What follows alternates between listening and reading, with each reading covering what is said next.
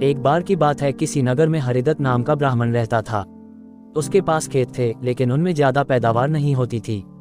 एक दिन हरिदत्त अपने खेत में एक पेड़ के नीचे सोया हुआ था। जैसे ही हरिदत्त की आंख खुली, उसने देखा कि एक सांप अपना फन फैलाए बैठा हुआ है। ब्राह्मण को एहसास हुआ कि यह कोई साधारण सांप नहीं है, बल्कि कोई देवता है। ब्राह्मण ने निर्णय लिया कि वह आज से इस देवता की पूजा करेगा। हरिदत्त उठा और कहीं से जाकर दूध ले आया। उसने मिट्टी के बर्तन में सांप को दूध पिलाया।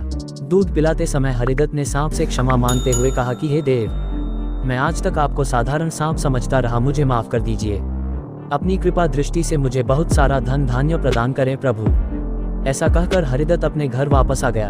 अगले दिन जब वह अपने खेत पहुंचा, तो उसने देखा कि जिस बर्तन में उसने कल सांप को दूध पिलाया था, उसमें एक सोने का सिक्का पड़ा हुआ है।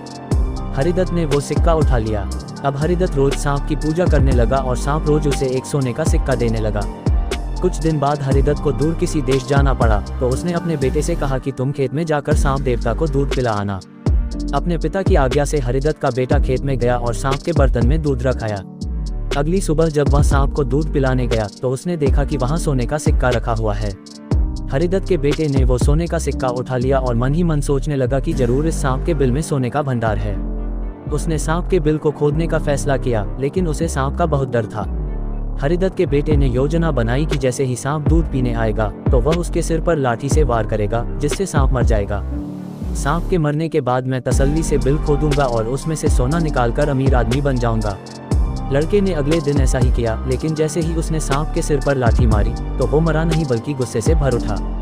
सांप ने क्रोध में लड़के के पैर में अपने विष भरे दांतों से काटा और लड़के की उसी समय मौत हो गई। हरिदत्त जब वापस लौटा, तो उसे यह जानकर बहुत दुख हुआ। कहानी से सीख बच्चों, लालच का फल हमेशा बुरा होता है, इसीलिए कहते हैं कि कभी लालच नहीं करना चाहिए। हमारे पास जो भी हमें उसी से संतोष करना चाहिए और हमेशा परिश्रम करते रहना चाहिए। ऐसी ही नई नई कहानियाँ सुनने के लिए चैनल को सब्सक्राइब करें। धन्यवाद।